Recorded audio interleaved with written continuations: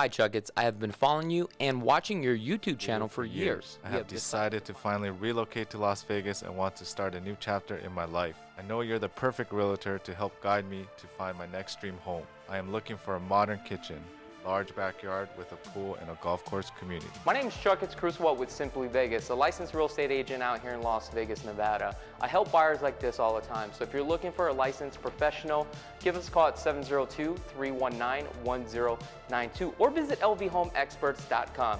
Buying a home starts here.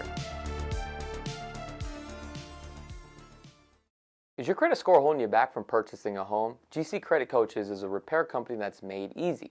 Their goal is to challenge and remove all negative errors that hurt your credit score. On average, GC clients see about 10.2 negative items removed over 4 months. Start improving your credit score today with a simple 2-minute online enrollment for a free consultation and a complete credit audit. GC Credit Coaches offers competitive monthly pricing, no contracts, no hidden fees, and the service stops once you are satisfied. GC Credit Coaches removes inquiries, collections, charge-off bankruptcies, and repossessions. Don't forget to visit gccreditcoaches.com. Does your house look like and have you been considering remodeling your home for some time now?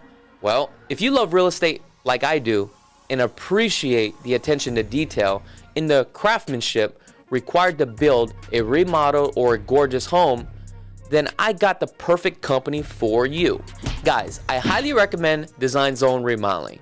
They are a stellar company that will turn your outdated home into your own personal sanctuary. They specialize in bathroom remodels, kitchen remodels, and full house remodels. Design Zone Remodeling has a reputation for excellent workmanship, competitive fees, and being able to offer a wide range of services and deliver the outstanding results to their clients.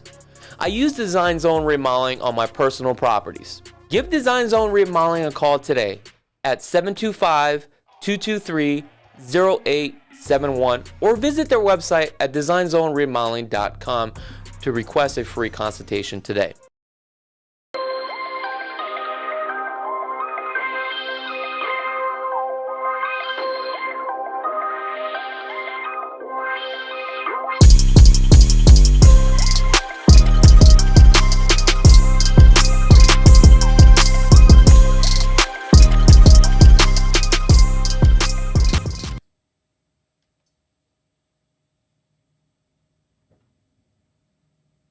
Ready, York? We're on. We're on? Lisa is live. Oh, Lisa, you're live. What's going on? Hey. I'm just making a... Hi, Chakits. How are you? I'm doing fine. How are you doing today? All right, so now we are live with Lisa Lopez. It's been a while. Hey, York, can you just check her mic for a second? Is it on? You want to say something? Check 1, 2. Check 1, 2. Am I on? Can you hear her voice? I mean, duh. Come on. Let's put that on. Can you hear her now? Can you hear me, York? Loud and clear? I'm going to move this mic just a little bit higher here. There you go. Okay. All right. Lisa Lopez, it's been a while. Yes, it has. When was the last time we seen each other? I think seen each other? Yeah. Was it at that high rise? No. Or was it at your house? It was. Well, we saw each other at that Blue Heron house up in the Summit. Blue Heron Remember House that in the one? Summit. It was Are you kind sure? of- yeah. Yes. Oh, I don't even remember. Well, that's nice. I'm not memorable. No, I don't remember. You even gave me a hug. Oh, I did? You did. We actually went up there, York? Yes, it was a broker open. It's the only time I went to Southern. Oh my gosh. How long ago was that? We also did a video too. It was probably like almost a year ago. That long? No. No, there's no way. When was it? Was it fall? I felt like the last time we seen each other was at that panorama tile. Panoramas, right? No, Summit was after that. Okay. Yeah. Yeah, I think that panorama was that 14 million or just something ridiculous? I think it was originally 15, and I think they're down to 13 now. So it's still on the market for sale. I believe so. How come you think that property hasn't sold yet? Well, why do you think it hasn't sold yet? I think it's just Maybe it's way because it's overdone. overpriced for what somebody's willing to pay for. It's overpriced, and she decorated it. Just, it's too unique. Like, who's going to buy that and not want to redo it? So then, yes, that's where the price is, like, outrageous. Someone's going to have to gut it. So sounds like what you're saying is homes that are, 4 or 5 million, it's you're really tailoring to somebody else's taste if you're going to sell it then. Because it seems like when you get at that price point, you have to have a certain style, but based upon that style, you may only have 30% of the market share that's looking for something like that at that price point. Yeah. Yeah, for sure. Even when you're looking at the high twos, right? Can you hear really good, York? Okay, go ahead. I'm sorry. When you're looking at around the high twos, you're seeing a lot of people will come in fully redone homes. Yeah. And every buyer's like, well, I would change this. I'm going to change that. I want a deal on this because I have to put another $300,000 into it. So your seller needs to come down 300 or so it's really 2.5 and above, I think. Mm-hmm. Because under that, I think they're kind of like, okay, I get what I get. Yeah, I can get a home. So, but no, believe it or not, there's buyers I work with at $500,000 and they want everything. I'm like, yeah, it ain't gonna work. Well, yeah. And that's where reality check. But typically, that's more like the first time home buyers. You know what I mean? Right. But when you move up too, you've just got people who want what they want and they think the seller should be responsible for it, or thanks to Zillow that now advertises what people bought their home for. Because, back in the day, you had to be savvy enough to know how to navigate the Clark County Assessor's website to see what someone paid for it, or even to know that that was out there. And now Zillow has that right at the bottom of the page. So everyone's like, oh, they just want to make a quick $1 million. That's ridiculous. I'm not paying them $1 million more than they just paid 2 years ago. When they're not just trying to make a quick $1 million. That's what the market is. Right. How accurate is Zillow, though? Because I feel like some of that stuff is not as accurate.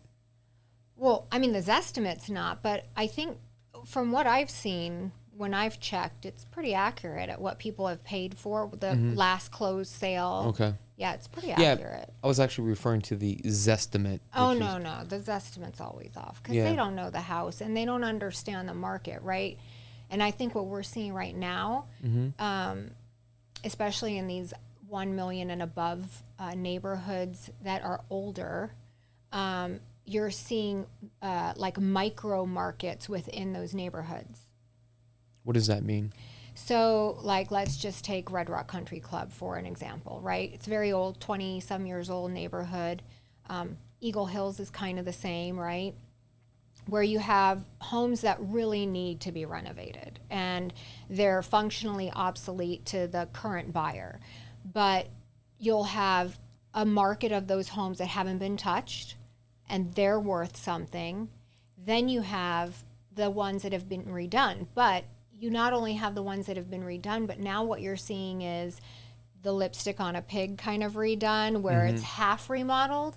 And then you see a totally different market for those that have been gutted to the studs, like custom remodeled, moved walls, added, level 5 drywall, changed everything. So it's like 3 markets in one neighborhood. I would have to agree with that because that happens up in Anthem Country Club. Yeah. And I've noticed the guys that are, or the sellers that are planning on putting their property in the market, they're comparing their property to the fully rehab, but not understanding that, hey, some of these rehabs are running like $300,000 to rehab this whole property. Or more. Yeah, and you want the exact same price of what they're asking for, or the seller will say, hey, you know what, because they only put $300,000 into it, I'll just shave off $300,000, but nobody's going to go in there and do all the work for free. Right. So if you're going to sell it to an investor, there's got to be enough equity spread where it makes sense. But also buyers nowadays, right, the seller needs to understand if that buyer wants that home and we know it's $300,000 to remodel it to the way you have another one that's fully remodeled, there's other properties that they can just go and look at that's remodeled and just pay full price because of their time. You see what I'm saying? Yeah. And I've noticed those ones are sitting on the market for some time and they're not moving. Yeah.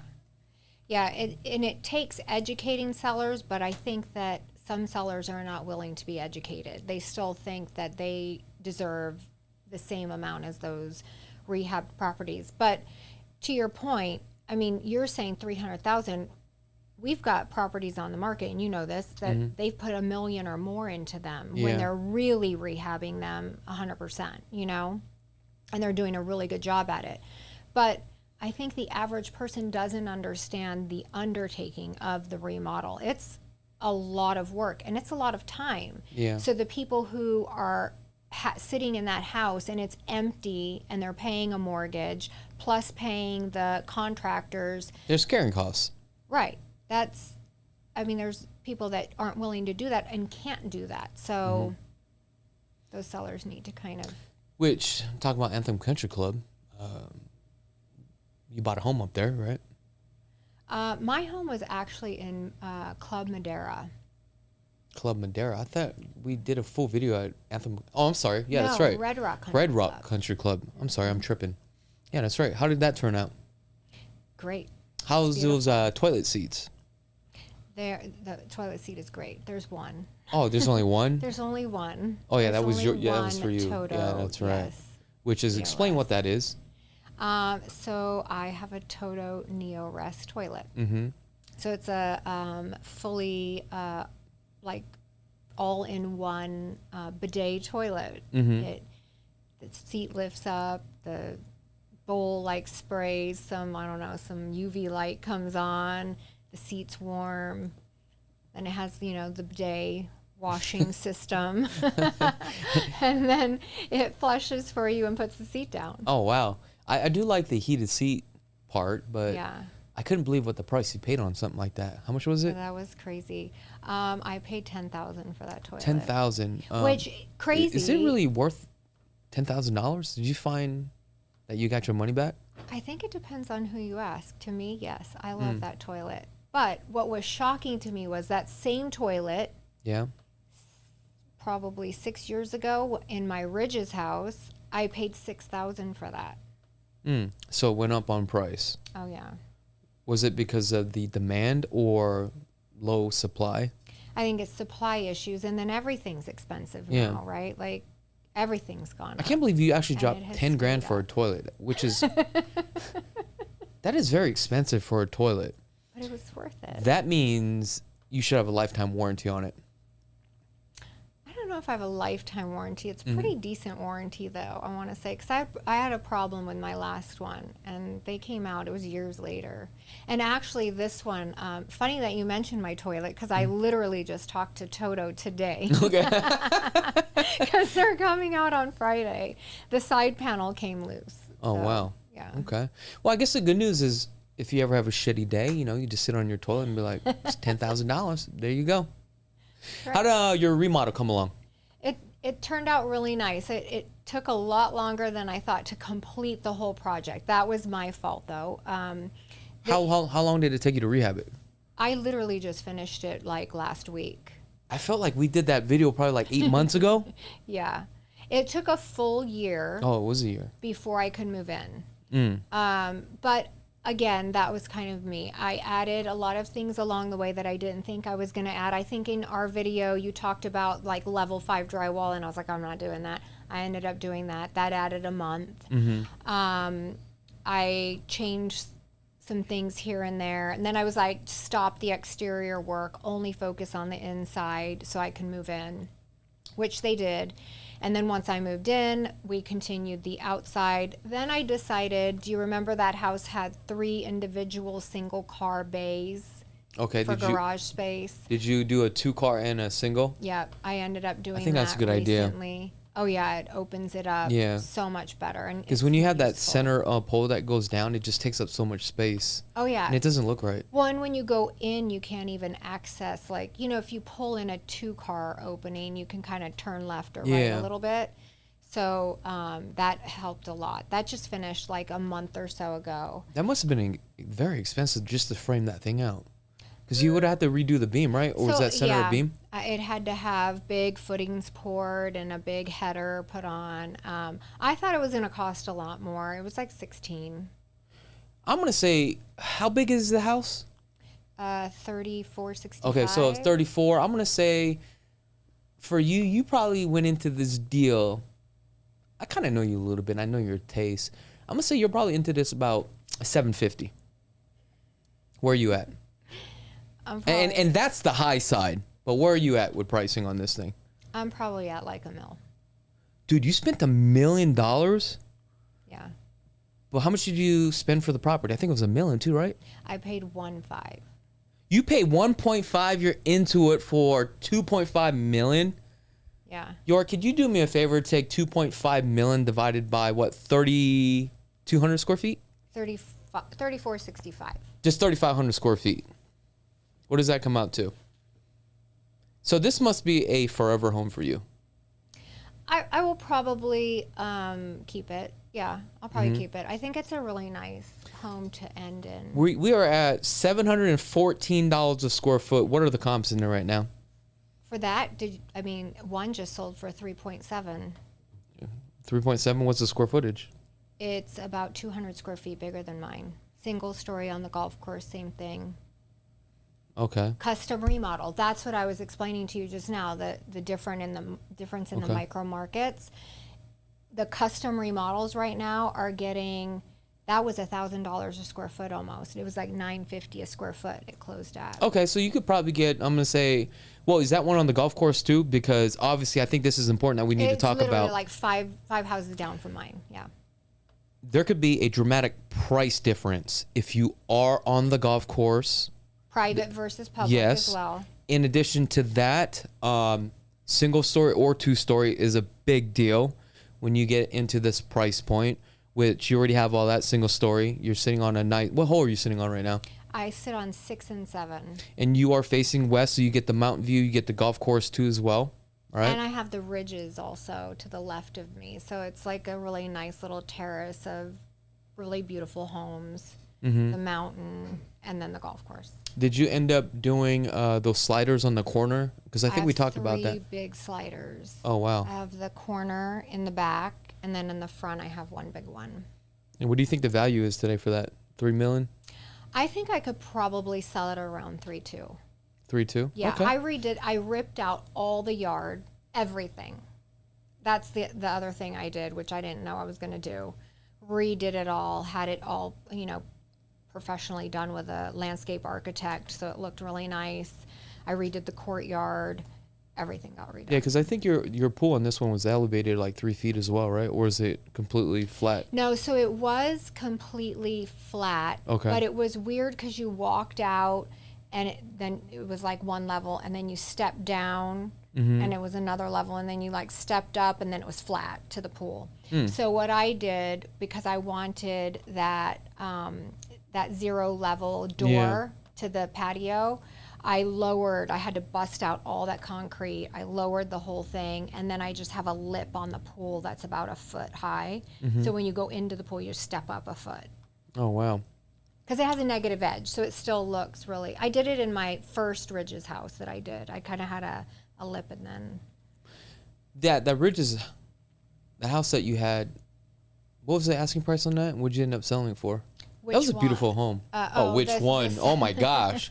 I mean, how many do you have? I had two. The one that we did the tour on. That one, I was asking 5.5, and I closed at 5. Okay. And you made some money on that deal, obviously. I bought that house for like 2.6. Oh yeah, you made a lot of. 2.3. So you made a lot of money. Yeah. And you mentioned that you had a second one in the Ridges. Is that one sold too as well? I sold that one before I bought the one that Got we it. did the tour on. So it almost I seems- actually built that first one. So it almost seems like throughout your career in real estate, you keep scaling up. You're always repositioning. So is that what you do? You make some money and sell one home and live in it for 2 out of the 5 years? Because that's what it seems like you're doing. So, I mean, before everyone started doing the flipping, because I've been here for 50 years. So, Okay. Wait, you're 50? I just turned 50. Oh, congratulations. Yeah, thank you. You don't even look 50. So, I started buying in 98. Okay. And, Shit, I was just born. no, you're stop. You're not that young. I just started buying, and the housing market was kind of just growing, right? Because we were a very small city then. So a lot of new builds in like Silverado Ranch was just starting. That was actually where I bought my first home.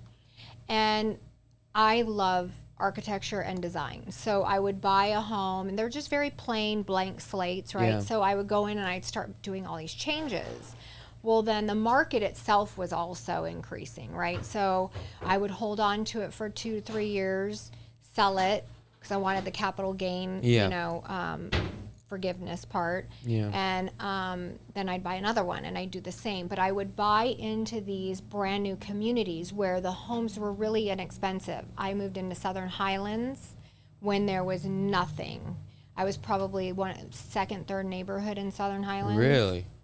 Yes, I had to drive my son back to Silverado Ranch to go to school. There were no schools out there. Yeah. So you get homes for a lot less when there's no infrastructure, right? So I did more changes to that one, sold that one, made a ton of money. Then my next home I moved into, it was kind of right down the street from here. It was more of a developed area. So I made money, but not a ton. Then I bought into Madera Canyon, which is right around Anthem Country Club, lost my ass on that house.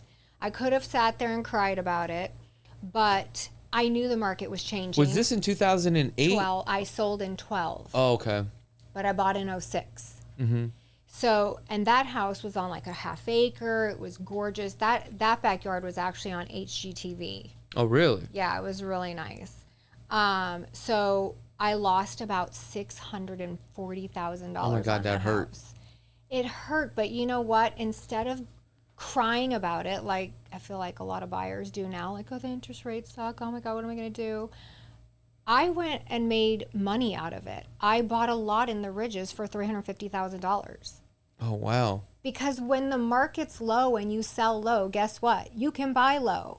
Just like if you sell high, you buy high. That's why when people ask me, is it the right time to buy? Is it the right time to sell? It's always the right time if you do what you should do with it. You have to make the best of the market. It's the same as the stock market, right? Yeah. You can sit and cry about it, or you can go make money out of it. I choose to pull up my pants and make some money out of it, right? So I bought a lot that was in foreclosure in the Ridges, $350,000, maybe like $325,000, and I built a home, and I built it at a set price with my contractor because the market sucked, and it was about $440 a square foot, set price.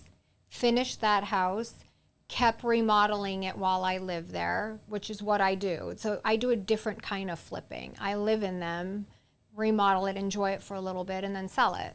So obviously you build the home, you move in, so you work on the kitchen a little bit. Is that what you're saying? Until it's completed to the way you want it, then you work on the floors. Is that what you're saying?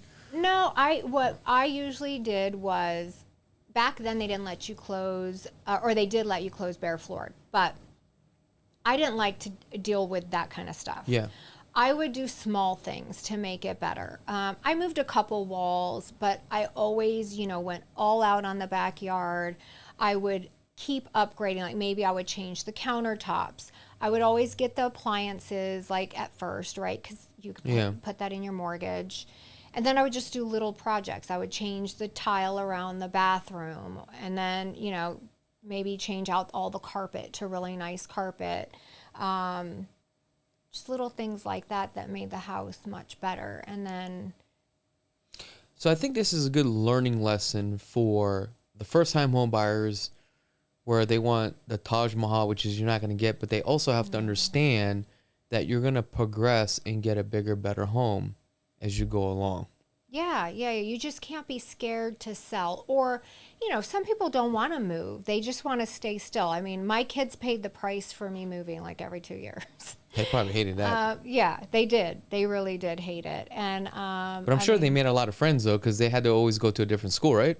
No, or they I just tried to keep them in the same school area. Yeah, I really did. And even now, when I was moving from the Ridges, I asked my son, like, do you want to stay at Faith? He wanted to stay at Faith. So I was like, okay, we'll stay right near Faith. So how do you go from the Ridges to Red Rock Country Club? Why? Because it's a downgrade. I didn't say that. But yeah, I'm going to say that's a downgrade. It is. It is a downgrade. And it's a whole different type of living, right? It's not the same. The environment is completely different. One, you have more, I'm going to say more upscale, more money. And the other one is you still got money, but it's almost like chill out money, like family money type. You know what I mean? Yeah. So it's weird because since I've been in Red Rock, I've met some people, and there's a lot of really wealthy people in Red Rock. But I think the difference in mentality now is I just don't give a fuck anymore. Oh, I really? don't. I am looking for my future. I wanted to downsize. That house was way too big. All of the smaller homes in the Ridges were, I don't know, like the same. I was just over it. I lived in the Ridges for about 15 years. Mm-hmm. So I just wanted a little bit of a change. But I also, there just wasn't, like, what was the appeal factor anymore to me? I still miss, like, the walking path. I really do. I love the walking path. I walked every day with my dog. Red Rock Country Club has sidewalks, but they don't have that path, you know? Yeah. So, but I was thinking long term. I want a retirement home. I want to own a couple homes or a few homes around the U.S. Yeah. Leave this one, go hang out, you know, upstate, up in the northern country, go to Florida, maybe California. So I wanted something that was nice and comfortable, and you can't beat my view. Like, I love my view. So why not Anthem Country Club or McDonald Highlands? I'm sure you looked at those communities, right? Because Oh, you I didn't? love Summerlin. Oh, okay. And when I moved to Summerlin, I moved my parents to Summerlin, who were aging. So I couldn't leave being so close to them. So what about Summerlin that you like? Because I feel like too much bougie people live up there that don't got money but pretend like they got money. Pretend bougie, yeah. Yeah, you know what I'm talking about. And I'm like, I don't think you got the real kind of money. Yeah. I think, first of all, I stay to myself a lot. And let me just clarify this. There's nothing wrong with bougie people. It's just, it's not my style. Right. So I can't live there. And I don't, it's not my style either. I'm a very laid back, down to earth. Just give me some, you know, Lululemon York's laughing. leggings. You guys are both bougie. York just said we both bougie. I'm bougie ghetto, I guess. I think that's probably a good term. I think that I'm kind of bougie ghetto too. I don't forget my roots. I Yeah. grew up on the east side. Yeah. I grew up off Lamb and Bonanza here. Okay. So, like, back then it wasn't like it is now. But Yeah. that's where I grew up. Mm-hmm. So my parents were working class, you know, they worked in casinos, worked very hard to give me what I have. I worked very hard to have what I have. But it's not the, I like the community, but I don't really take part in the community. I kind of keep to myself. Yeah. But I didn't either at the Ridges, and I didn't here either. Yeah. I like the fact that I'm right next to Red Rock, and I can go hiking with my dog if I want in about 10 minutes. I like that there are walking paths everywhere. I do love downtown Summerlin. As ghetto as I say I am, I do like nice things, so I like that there's downtown Summerlin right there. I love good food. There's lots of amazing restaurants that Green Valley just doesn't have. They're working on it, but they just don't have it, you know, not yet. So, and then my kids have gone to school in Summerlin forever. So I'm curious, York. Anthem Country Club or Red Rock? You only have one choice. Where would you live? Oh wow, York says Red Rock. why? Yeah, you Park, that's 10 minutes away, and downtown Summerlin is such a normal people walking. Yeah, and you have Red Rock Station too. Red Rock Casino right there. I would have to agree with that, but I think I've never. Every time I go up there, it's just like I'm more of a city. The Rolex and the Gucci's, just like you guys are both sitting down in. There's a difference. This is all fake. This is just for looks. You know, I think I'm more of an action kind of guy. I got to be like close to the city. It's just 2 suburbs for me.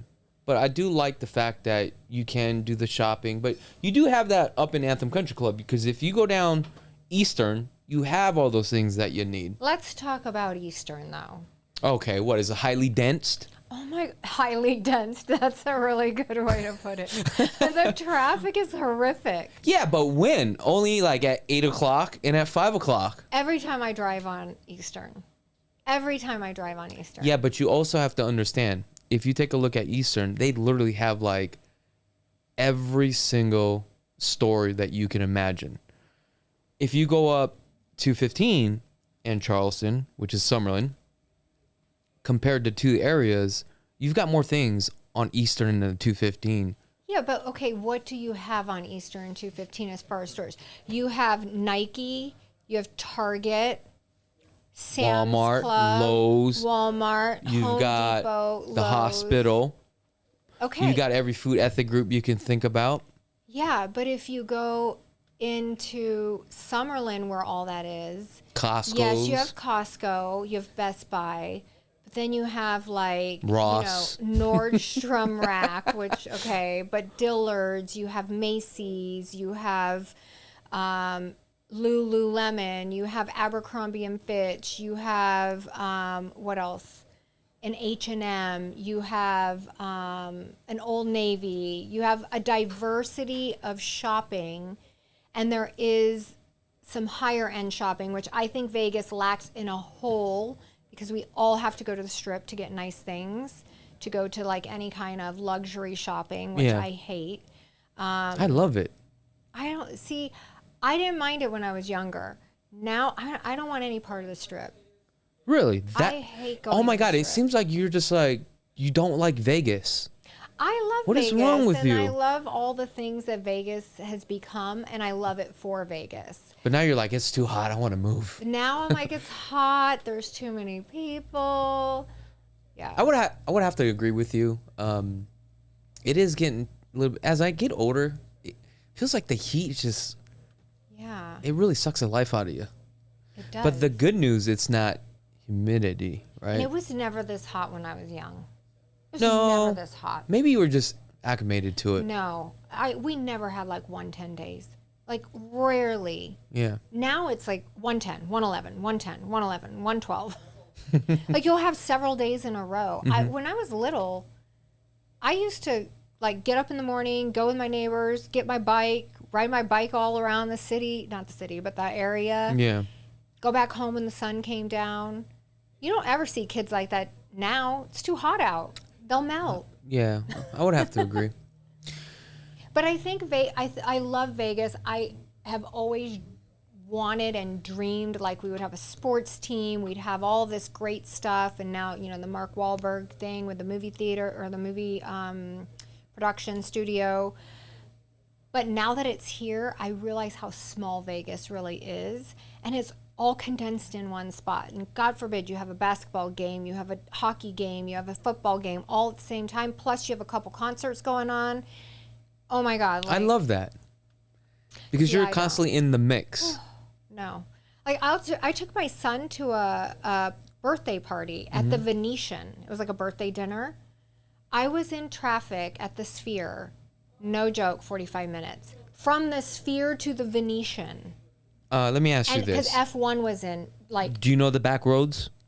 I You do got- know the back roads. you gotta take the back but roads. There were all the back roads were closed because of F1.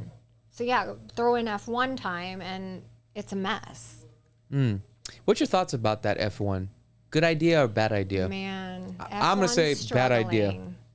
Yeah, they're struggling. So I have a friend who actually is, I don't know if he's a sales manager or a rep for F1. He left Yeah. the Knights to go there, and they're struggling. Yeah. I think it's bad for the city. We should never done a deal with them because it literally takes 6 months to put up those balliards Yep. and all those fence. Then I noticed once it was over, it took them another 4 months to take it down. Now they're getting ready to put it back up. Right. It's like Dude, just it's a becoming mess yeah. for traffic. But I also understand this is their first go around, so it should be a little bit faster. But I don't think this was the right city to do that. And you know, our city's a little different. Did you hear what's going on with F1 and the like the paddock and the skybox and all that? No. So, did you know anyone that went in the skybox? Yeah. Okay, did you hear any feedback about it? No, I didn't. So, in the skybox, you literally had to fight. You had a box to get. See, I don't like that. Okay, let me just clarify. I love Vegas. I love the city life, but I do not like to be in the party. I like to oversee the party. Okay. And relax that way. Well, so do I. And that's why, like, I try to always have, like, the better seats or the VIP experience or whatever, right?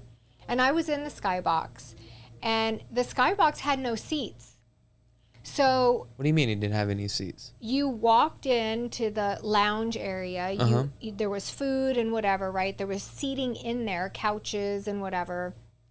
But then when it came time for the race, you had to go out onto the balcony thing, right? And there were seats below that people paid for seats, but you paid more to be in the Skybox. So it's not what is it, like stadium standing? It's all one flat level of about. So how do you see? That's why I said you literally had to box to see the race. No. Hell no. And these people were paying $5,000, $8,000 for these tickets. So no one wants to buy the tickets this year because they're like, this is bullshit. Yeah. You know? So, but they are now, they will include some seats with your Skybox ticket. So it is going to go down. It's down in price and you're getting a seat. But So and then when you're sitting there, Chuck, it's like you're sitting there waiting an hour before the race starts because everyone keeps going out. You got to go get your spot. And if you got your spot, then all of a sudden people start growing and they like start elbowing you to get out of their way so that they can squeeze their people in. And yeah, it was ridiculous. That's not something that I would really enjoy. No, I just feel especially like to not have my for own that space, price. and just watch. But you got to experience it though. Yeah, and it was cool. It was really cool. Yeah, it's just. But to your point on the traffic and everything, I mean, that's one reason why I don't like to go to the Strip anymore. It's the traffic and the. I mean, a lot of money's coming in, and how's the buying for your buyers? I mean, you working with a lot of buyers or mostly sellers right now? Mostly sellers. I've always worked with mostly sellers. Yeah. Yeah. Well, that must be good for you because the market is shifting now, and basically, you know what's going on with these commissions. Now the buyers will have to pay a commission to the buyer's agent and probably lose a lot of business. And I think a lot of people that are going to survive in today's market will probably be all the listing agents out there. You think? I'm going to say, yeah. I mean, you have a better advantage. I think you do, but I think that those, like the cream of the crop it's going to rise. Yeah. You have to provide a value to your buyers now. You are going to, just like you had to when you go into a listing appointment and you have to prove why they should work with you as a listing agent, you are going to have to provide to your buyers why they should work with you and what services you're going to bring. Yeah. I don't know that we're all going to be able to bring in 3% commission on the buy side. But, you know, I honestly think I have two sides to I have feelings on both sides. I kind of think if it wasn't broke, don't fix it, right? Yeah. But I also think it's good now that sellers are going to be more educated on the fact that, look, if you want your house to have maximum exposure, you're going to, or a maximum buying pool, because not every buyer is, we're pricing people out of the market then, right? Because you can't finance your agent fee as a buyer. So the sellers are going to have to give concessions for that. They don't have to, but guess what they're going to do? But they're going to learn very quickly when their property is not being shown, right? But I'm going to say that's going to be more of the, you know, multi-million dollars, but you think? Yes. No, first-time home buyers can't afford to pay a commission. They can't, but I know that VA just worked out a deal where you can actually get your commissions through the mortgage company. So I know that's being worked out. I'm sure FHA will do the same thing as well. I think both sides are going to hurt, but I don't think the sellers are very educated right now, because a lot of sellers that I talk to, they're like, okay, we don't have to pay a commission. Yeah. And that's where you have to kind of explain to them, yes, you don't have to pay a commission, but you have to pay me a commission. But the problem is that, again, maximum exposure is going to be limited. And I think the people that are very educated on this are people that, you know, are selling their $2-3 million homes, because they've already bought 1, 2, 3, 4 homes, and that's the reason why they are at that $1 million, $2 million range. I think those are the ones that are going to not have a problem, and they're willing to still give out the commissions, right? Yeah. Well, and I think that but I'm just guessing. This is what my thoughts are. So repeat what the VA did. What did the VA do? So the VA right now is working on this thing where with the commissions. So if I'm a VA buyer, I can actually negotiate my commissions and put it towards the mortgage right now. So they're working all that out. So you will be able to roll it into your mortgage. So if that works, obviously they're going to do it with FHA too as well.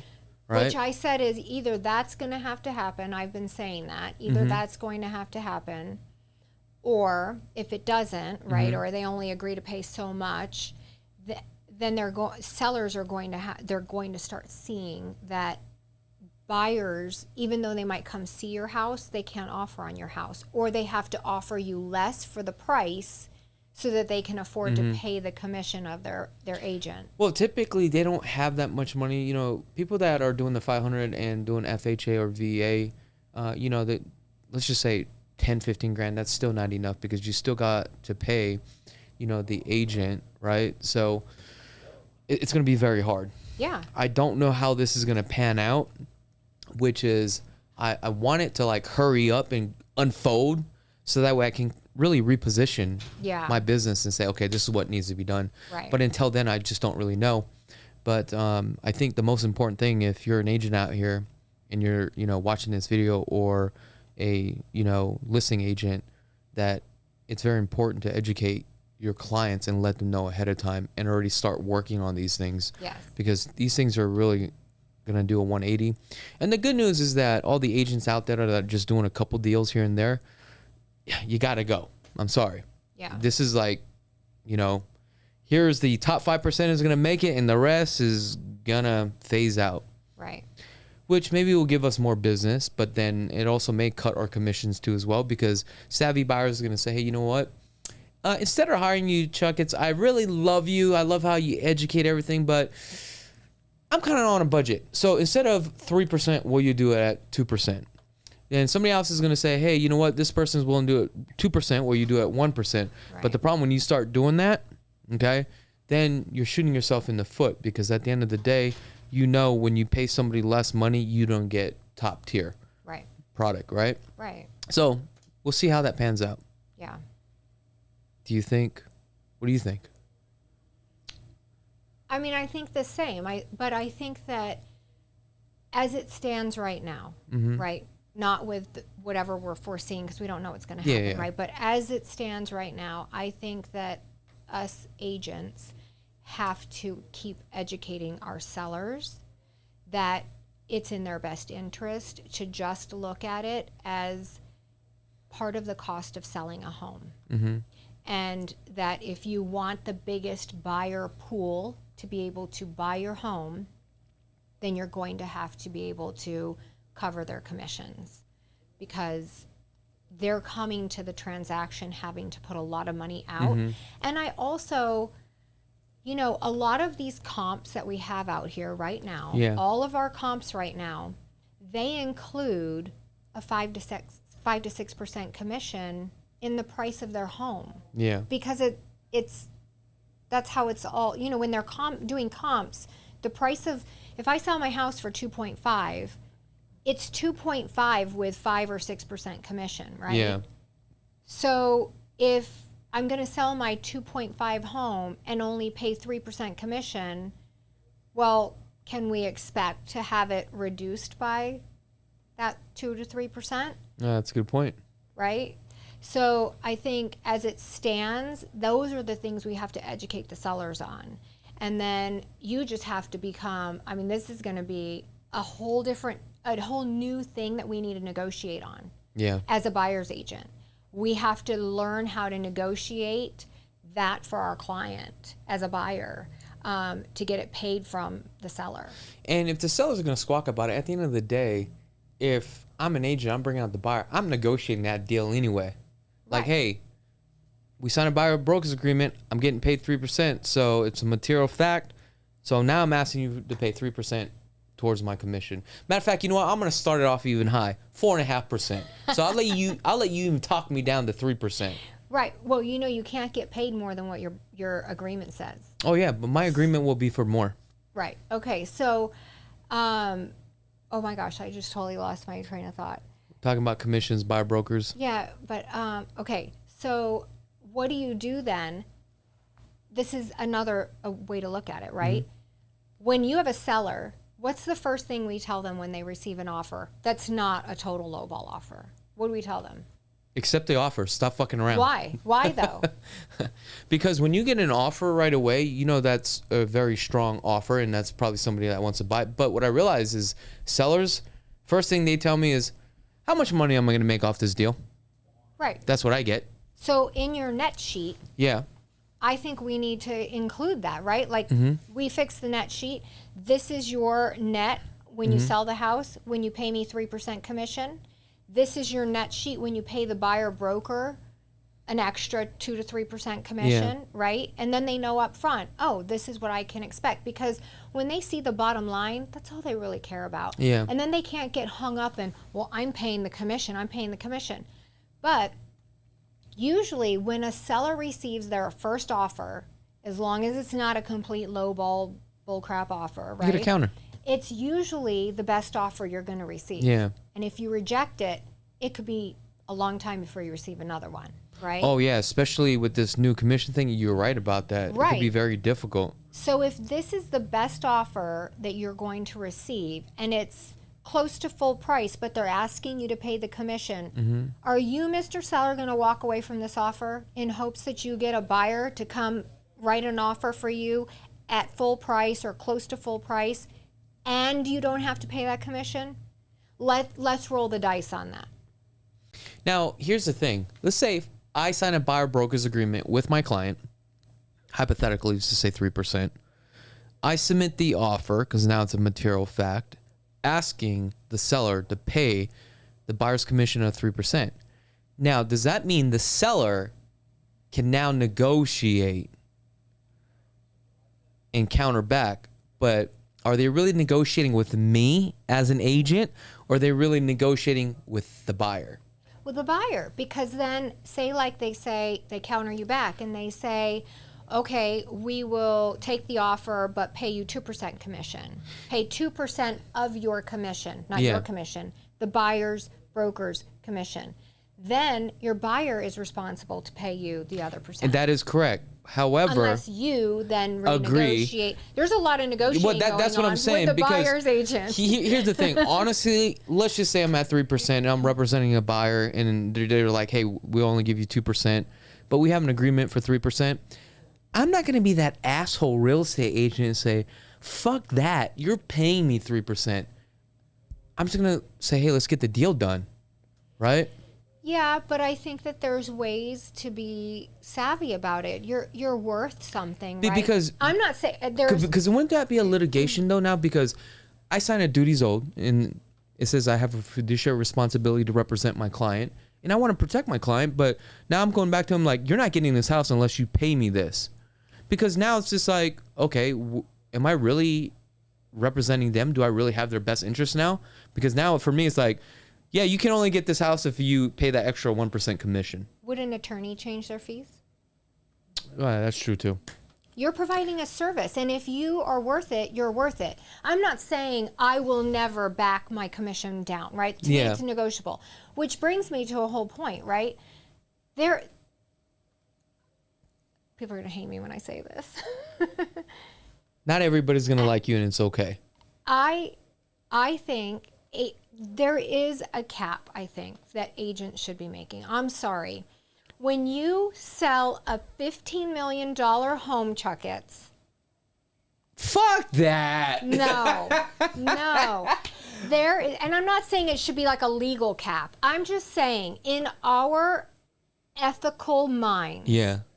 When you're selling, and I would do this, if I'm selling a $15 million home as a listing agent, okay, it is the same amount of, okay, let me back up. When you're selling like a $500,000 to say $800,000 home, there's a little less work involved. Why? Because usually those sellers don't require you to be at every showing, right? nor do you really want to be at every showing because it's a little awkward at that price point because buyers are not used to someone like walking them through a home and touring them. There's really nothing to tour them. Like, oh, and there's the kitchen. Yeah. And, like, have you ever seen Brad the Realtor? No. Oh, he's kind of funny. You should go look him up on Instagram. Okay. But like, oh yeah, there's the kitchen, and yep, that's the shower. You know, when you're walking through a, 1.5 and above home, maybe $2 million home, now you got features. You've got smart home systems. You got special finishes. You've got things you want to point out to your buyers, right? And yes, when you go up in price point, 5, 8 million, there's a little bit more. But is there really more work on the listing agent in marketing? Because my marketing's the same for my $2 million homes as it would be for a $10 million home. I'm going to do the videos. I'm going to do all the print work. I'm going to do all the Matterports. I'm going to do my YouTube videos and my social media stuff. I'm going to bring in all my people, you and whoever to do the tours. But in reality, time on the ground for you, is it more? You probably are having less showings at a $15 million price point than you are at a $5 million price point. Mm-hmm. So really, does it warrant you getting 3 full %? Okay. So how much should I get paid on a $15 million home? I don't know. I think we need to work out those numbers. But I don't think it's I'm just fair asking to you. the seller to say you owe me 3 full % of your $15 million just because that's what we charge as a percentage. And I'm so sorry, all you agents are going to hate me because I just, I'm not saying I own a $15 million home, but I've owned multi-million-dollar homes. And and I'm an agent, and I've been an agent. So I just don't see how it's fair to the seller that we say you owe me a full 3%. But again, that's negotiable. Same work. Well, yes. Yeah, but that's what we were talking about. Like, so that is fair because at the end of the day, it's negotiable. But I do agree, no matter if you're a luxury real estate agent out here, and we know who the top guys are, because sometimes I compete with them as far as taking the listing, and I always end up losing the listing. I have 2 Chakits. Yeah, I mean, it is what it is.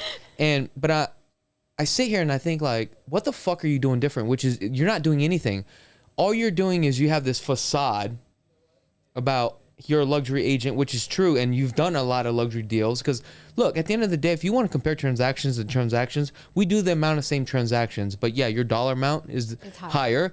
But the transaction is the same. But what you do is take your property and you throw it on the MLS, and that's what really sells. You're not taking this property, sending it out to, like, California, Dubai, and you have a network of people around the world. Dude, that's not happening. And a lot of them don't even have the social footprint that a lot of us do, right? Yeah. Through social media and YouTube and everything. So I think that what they have is just kind of like, they the do network, have networks of people, not just agent networks, but they have networks of buyers and wealthy people. But I also have heard a lot of them do take 1% listings. Now, my point is this. And you know who the top agents are here, right, for luxury. They ain't doing nothing different. Like I said, they put on the MLS, and if one of their buyers are interested, whoever it is, they're going to look at that home because that's where it starts. Yeah. It starts from the multiple listing service. Right. And if somebody is out looking for a home and they're worth $50 million, they see it. If they like it, they'll set up an appointment with you. Yeah. But anyway, that's a whole nother story. Yeah. Today's marketplace, can I get your perspective of what's going on? Well, in the luxury market? No, just like in general. In a whole? I mean, I think you still have a lot of buyers out there that are priced out of the market, especially here, right? Yeah. But then I think you have a lot of people who are just tired of waiting around for the interest rates to go down, and now they're talking about raising them. So I think people have fatigue, not buyer fatigue and like wanting to get a property and like not being able to, like we had in 2020, but it's like buyer fatigue of waiting, like when am I going to ever get a house? So I think people are going ahead and moving forward, and I think people are getting more educated that, look, if you have to enter the market at some point, or or not, you know what I mean? But if you actually want to own a home, you have to enter the market. So I think a lot of sellers are going ahead and listing because they're not afraid to buy. Yeah. I still see a lot of people financing. I see a lot of people doing hard money loans, which are even more expensive than regular financing. Also, I'm seeing a lot of people with cash, which is kind of interesting. And I think we've been working with Chinese buyers, right, York, that are just like paying cash. Mm-hmm. And I can't believe it. I'm like, these guys are coming out here parking their money. Now, that sounds like I'm segregating because I said these guys, which is, I do apologize. That is not correct. But I've noticed a lot of Asians are actually coming out here and they're just buying stuff cash, which is unbelievable. Like, I have a client, we've probably already bought like 14 properties. Wow. Which is, she's like repositioning her money out here slowly. But then when she gets to a certain dollar amount, she's like, okay, let's buy one and kind of repeat the process. It's kind of crazy. I think something that's pretty, and again, I'm not being racist or segregating one culture to another, but I think overall Asians are not afraid. Yeah. And, you know, people who are afraid to spend money don't make money. Yeah. And Asians historically have not been afraid to invest in all kinds of markets. Well, I think I'm one of those Asians that is very afraid and I like to hoard money. But I think they do hoard money too. Yeah. But they're also not afraid to spend the money when they can see that there could be that upside. Yeah. I really don't. I mean, look at who are our biggest gamblers. That's true. Across the world, not just Vegas. The Asian gambler, because why? They are not afraid to gamble. That's funny that you said that because York mentioned to me that I should play baccarat because a lot of Asians play baccarat and they play big money, and he was like, "This is probably a good way to get more business. Hang around at the baccarat and table." Go broke. I don't gamble. Do you gamble? Yes, I do gamble. What do you play? I like to play craps, but I'm not like a heavy gambler. Okay. I like to play for fun. Have I lost money? Yes, but I've been on a winning streak for the past 4 or 5 times. Okay, can I ask you, on a night, like you go down, whatever casino, local or strip, what's your breaking point on how much you drop? About $8,000. You'll drop $8,000? No, I'm just kidding. God. Oh, I was like, dude. No, so I don't really have a budget. I like to start off, and depending on the table. So if I play the 25 table, I know I have to have about $2,500 to make this thing happen. But I just enjoy the game. Yeah. So I go to places like $10, $15. But I know within like, a couple $100 I can bankroll, right? So I'll start off with like, $300. And if I lose, I'm like, yeah, another 300. I'm like, oh shit, now I'm chasing it. Another 300. And I'm like, fuck it, another like 600. After that, I'm done. As soon as I'm done, I'm walking off the table and beating myself up and thinking about all the shoes that I could have bought and how much of a dumbass I am. Yeah. I don't really get too much of that because I'm very disciplined. Like I already go in knowing that, hey, maybe like 300 is my limit tonight. If I lose the 300, I'll just lose the 300, which psychologically really works for me because I don't give a shit. I'm just throwing the dice and having fun. But if I go in there like I gotta win, I gotta make money, which is you make a couple $100, it's like, dude, this is like a dinner. Yeah. But it's just, I think it's the adrenaline. Right. It's the rush. Something in your mind that's chemically unbalanced that's telling you it's a thrill. But yeah, I don't think I'm addicted, but every once in a while, like I'll go and play. You know what I mean? It just depends. But it's not something that I would do every weekend. But there was one month I was probably going like maybe 3 times a week. Oh, wow. Just to go play, you know what I mean? Just to have some fun, spend some money, But I look at it as entertainment. However, I see that gold Cartier watch. What's going on with that? That was my 50th birthday present. Oh, really? Yeah. It was that 18 karat gold, and that's probably about $68,000. No. not that much. No, it had to be 68. That's an 18 karat gold Cartier watch, and It that's a is, 43 or 42 millimeter. It wasn't that much though. Really? Yeah. Can I ask you how much? Okay, maybe 43,000. It was about 43. That's a very 45. expensive watch. So I know watches. It's a beautiful watch, by the way. Surprised you didn't get one with all diamonds.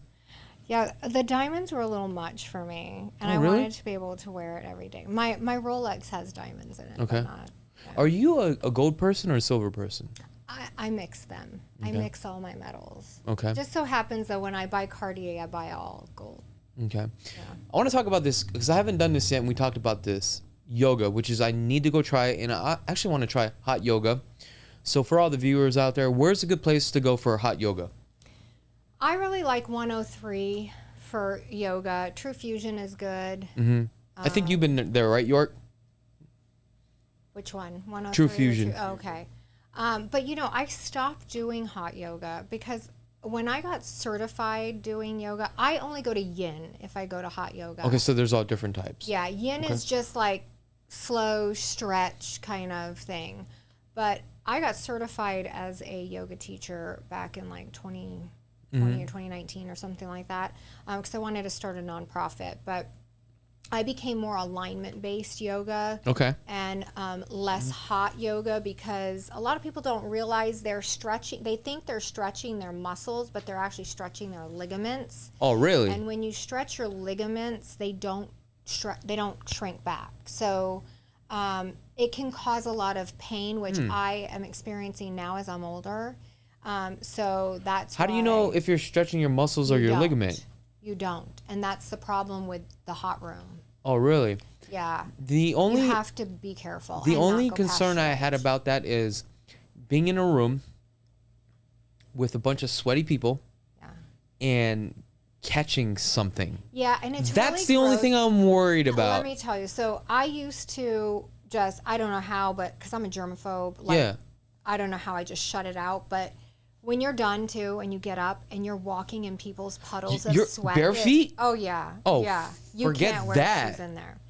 So yeah, but I really recently, I think I just did my third session. I've had, probably because I'm so old, I've had just a lot of different joint pain and whatever. So I've gone completely back to basics, and I've gone to classical Pilates, where I go to a private instructor who specializes in classical Pilates, which is all the way back to Joseph Pilates' days. It's not fitness Pilates. It's all about alignment. It's all about keeping your spine and everything in alignment, really using your core to support yourself.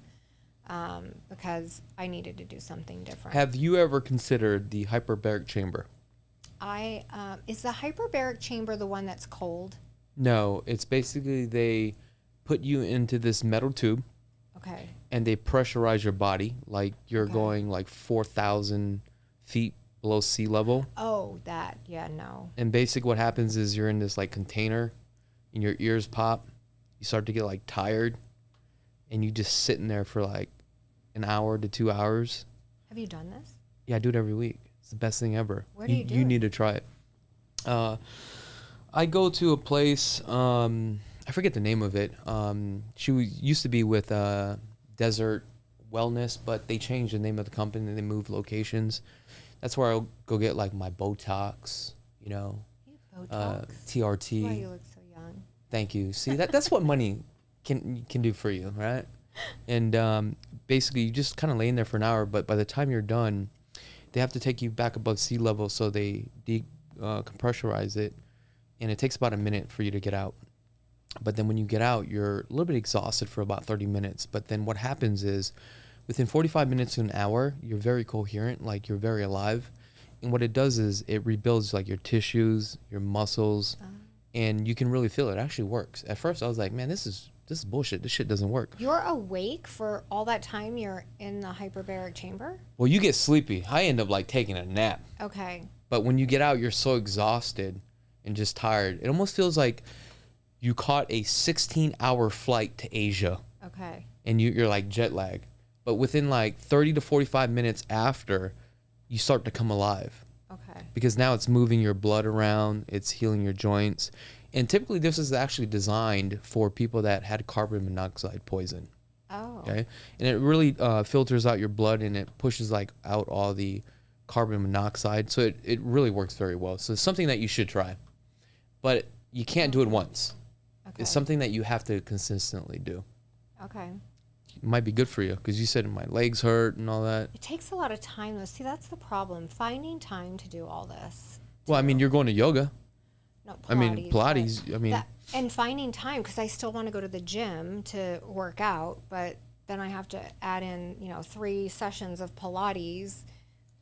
but it's part of your life. I mean, Yeah. you add it in as part of your whole routine. I mean, that's what I do. Yeah. You know what I mean? That in real estate. But anyway, I do appreciate your time. We went over an hour, and I mean, there's so much that we can talk about. But before I let you go, you mentioned that YouTube thing, and you stopped doing the YouTube thing. Why? I felt like the YouTube thing was very good. You can't stop it. So I have a lot of fun doing it, but it is very time consuming, and it's not that I don't have a ton of time. I stopped because my dad fell and broke his hip. Okay. So I've been taking care of him. But I was already kind of considering, what do I do with this? Because there's not a whole lot of return for me. I kind of seem to attract some strange men that just kind of stalk me. You know you So- can block them, right, on your YouTube. You need to show me, because the only thing I can see is you can block their comment, but they can still watch you. Well, who cares? Because they don't just comment. See, all of my weirdos, they comment appropriately, and then they email me and text me. So I probably have some weirdos texting me from some burner phone in prison while they sneak and watch my YouTube videos. You know what? I even have people calling me in the middle of the night doing really inappropriate things. That is kind of creepy. Yeah. Could If you think- imagine? if you think about that, that is kind of dangerous You're a for a guy, female. Like, yeah. if you're a good-looking female, and people, especially because you're an agent, they can get a hold of you because they got your number. Website. Yeah, that is kind of creepy. Maybe you need to carry a pistol. I do. There you go, I guys. do, so don't mess with me. All right, so scratch the YouTube thing for all you crazy people out there. However, you are on Instagram a lot. I am. Okay, so people can reach on out to you through Instagram, right? Right. My handle is Lisa Lopez Luxury Real Estate. Well, Lisa, I do want to say I really do appreciate it. Also, maybe we can tour your home, or maybe we could do a collaboration on a luxury listing that you have together. Maybe we won't do your house because of all the crazy people out there. Yeah. Yeah, we'll scratch that. I don't know about that. I've even had someone tell me to come out my driveway, and I don't know if that means that he's there or not. So I don't know. Thank God for a guard-gated community. Matter of fact, guys, you have to go through the guard gate and through another gate. So good luck. All right, Lisa, I appreciate you. Thank you. It was great coming on again. Okay.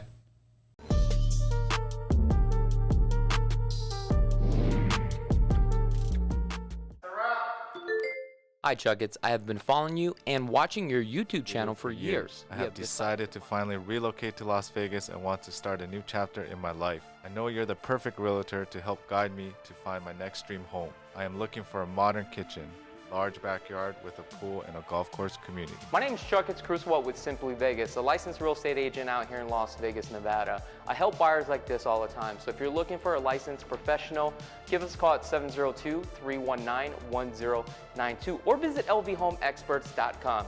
Buying a home starts here.